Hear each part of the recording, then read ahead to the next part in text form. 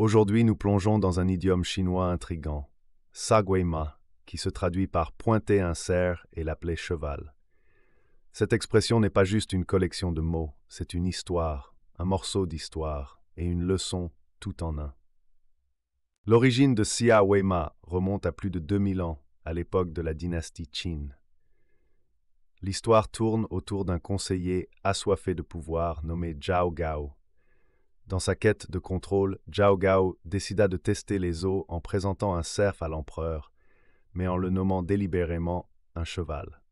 Les courtisans étaient perplexes. Certains restèrent silencieux, tandis que d'autres, craignant le pouvoir de Zhao Gao, se prêtèrent au mensonge. Cet acte ne concernait pas seulement la confusion entre les animaux. C'était un mouvement astucieux de Zhao Gao pour identifier et éliminer ceux qui osaient le remettre en question, renforçant ainsi son emprise sur le pouvoir. Cet idiome est une puissante réflexion sur la vérité et le mensonge, la manipulation et le courage nécessaire pour se tenir à côté de la vérité. C'est un rappel de combien facilement la réalité peut être tordue par ceux au pouvoir et l'importance du discernement et de l'intégrité face à la tromperie. À l'époque moderne, Shirakwema a transcendé ses racines historiques. Il est utilisé pour décrire des situations où les faits sont délibérément déformés pour des motifs cachés, où la vérité est tordue pour un gain personnel.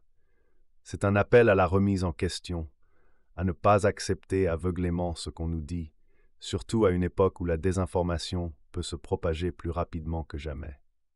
Alors, la prochaine fois que vous entendez quelqu'un montrer un cerf et l'appeler cheval, souvenez-vous de l'histoire de Zhao Gao. Rappelez-vous l'importance de questionner, de chercher la vérité et le pouvoir qui réside dans le fait de dénoncer la tromperie. Dans un monde débordant d'informations, la capacité à distinguer le cerf du cheval est plus précieuse que jamais. Cela conclut notre voyage dans le monde fascinant de Sra Weima. Cet idiome nous enseigne non seulement sur l'histoire, mais offre également une sagesse intemporelle sur la nature de la vérité et de la tromperie.